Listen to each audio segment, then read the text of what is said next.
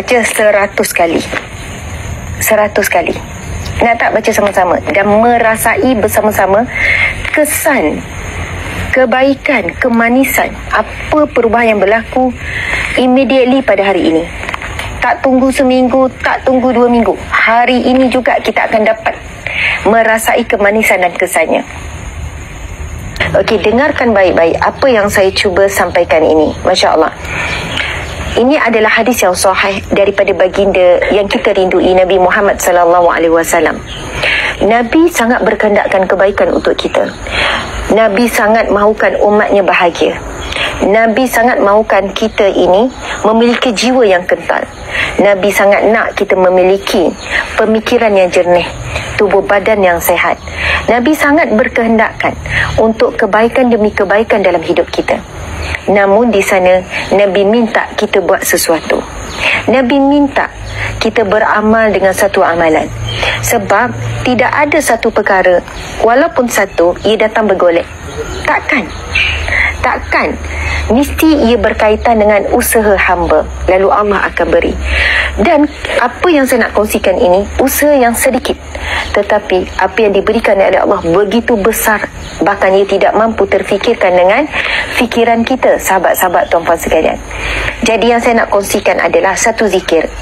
Okey, jadi dengarkan hadis Nabi yang saya ingin bacakan ini. Dia bersabda, barang siapa yang membaca la ilaha illallah wahdahu la syarika la lahul mulku wa lahul hamdu wa huwa ala kulli syai'in qadir sebanyak 100 kali sehari. Sebanyak 100 kali sehari. Bukan 10, yang disebut dalam hadis ini adalah 100 kali sehari. Maka akan diberikan kepadanya ganjaran umpama membebaskan 10 orang hamba abdi. Umpama membebaskan 10 orang, bukan seorang, tetapi 10 orang hamba abdi. Allahu Akbar.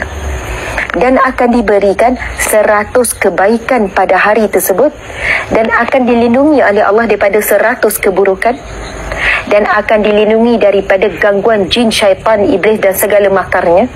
Apa makar? Makar ni adalah perancangan ataupun perbuatan jahat jin, syaitan, iblis, termasuk sihir, santau, pukau, apa saja. Dan juga bisikan-bisikan gangguan. Syaitan tak boleh ganggu orang yang beramal dengan zikir ini. Dan Nabi sudahi zikir hadis ini dengan tidak ada amalan yang lebih dicintai oleh Allah melainkan membaca zikir ini sebanyaknya. Sekarang dah confuse. Itu Ustazah share la ilaha anta subhanaka inni kuntu minaz zalimin. Itu bacalah pada waktu-waktunya. Kita bukan nak membandingkan, kita tidak boleh buat perbandingan mana lebih afdal, zikrullah ke selawat. No, semua ada kelebihan masing-masing. Mana lebih baik Ustazah?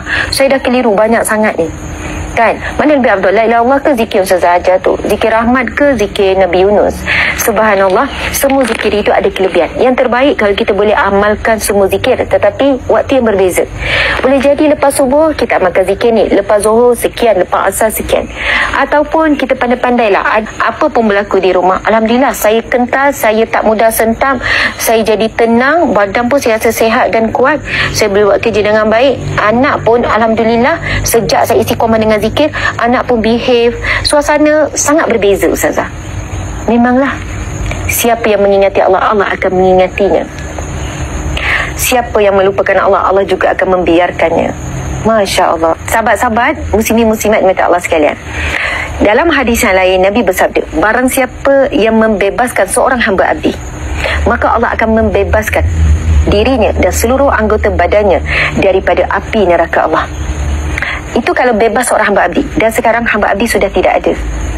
Kalau kita nak dapat ganjaran ataupun pahala yang dijanjikan oleh hadis Nabi tadi tu, yang Nabi kata siapa yang membebaskan seorang hamba abdi, Allah akan membebaskan dirinya dan seluruh anggota badannya daripada api neraka. So tak ada peluang dah kita hari ni, tak ada hamba abdi dah untuk dibebas, dimerdekakan. Tetapi dengan beramal dengan zikir ini, baca 100 kali, kita akan dapat pahala umpama membebaskan bukan seorang, tetapi umpama 10 orang hamba abdi.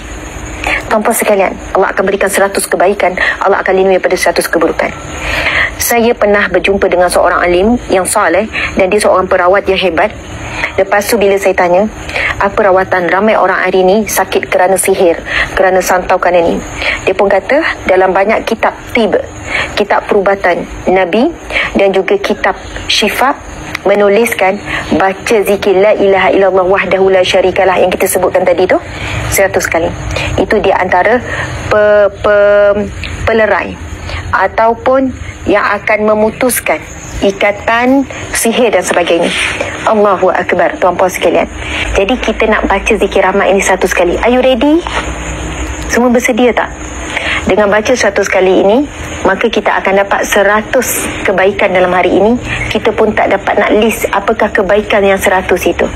Kalau kita fikir-fikir apa kebaikan, rezeki, kasih sayang, sehat, hidup lagi, apa yang kita boleh listkan?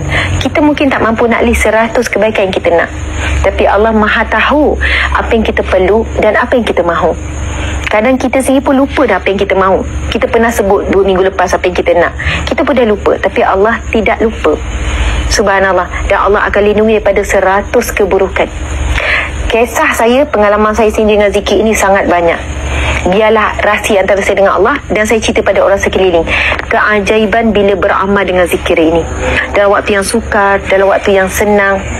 Dan saya pernah berada di keadaan yang sangat sukar, yang sangat dahsyat, pada titik yang sangat bawah, yang saya rasa macam, oh, jika begini maka habislah, ibarat ayat begitulah, maka tak ada apa dah ni.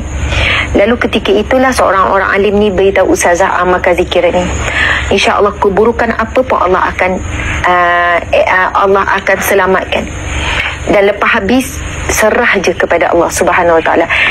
Sahabat-sahabat, sebenarnya yang hebatnya adalah pada kalimah yang terkandung dalam zikir ini. Apa maksud? La ilaha illallah, tiada Tuhan melainkan Allah, tiada sembahan melainkan Allah, tiada tempat bergantung melainkan Allah, tiada tempat mengadu melainkan Allah. Itu semua terkandung dalam kalimah la ilaha illallah. La, tiada, ilaha membawa maksud sembahan. Bila sebut sembahan, sesuatu yang kita sembah ada sesuatu yang kita mengharap, ada sesuatu yang kita meminta, ada sesuatu yang kita merayu. Betul atau tidak? Jadi maksud la ilaha bukannya, yang paling tepat adalah tiada sembahan, bukan tiada Tuhan.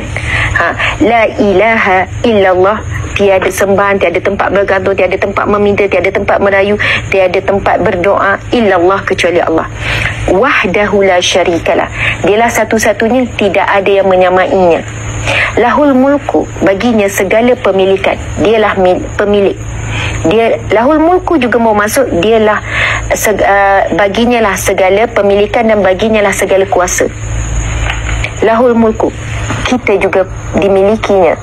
Apa yang kita bimbangkan itu dimilikinya. Jodoh yang kita nantikan itu milik Allah. Allah Maha tahu siapa jodoh kita, bila dan sebagainya. Lahul mulku walahul hamdu, dan baginya lah segala pujian. Wa huwa ala kulli syai'in qadir, dan dialah yang maha berkuasa di atas segala sesuatu. Wa huwa ala kulli syai'in qadir, dan dialah yang maha berkuasa di atas segala sesuatu. Saya nak sarankan, kejap lagi kita nak baca 100 kali. Are you ready guys? Bila sebut zikir wa huwa ala kulli syai'in qadir, dan dialah maha berkuasa atas segala sesuatu, ketika itu bayangkan apa yang kita mengharapkan daripada Allah. Sebab bila sebut wa huwa ala kulli syai'in qadir, dialah maha berkuasa atas segala sesuatu. Siapa yang ada masalah, cuba bayangkan masalah itu Allah berkuasa menyelesaikannya. Siapa yang mengharapkan perniagaan ke, jodoh ke, anak ke, masa sebut wa huwa ala kulli syai'in qadir dan dialah maha berkuasa atas segala sesuatu, bayangkan ke atas hajat kita tersebut. Ya?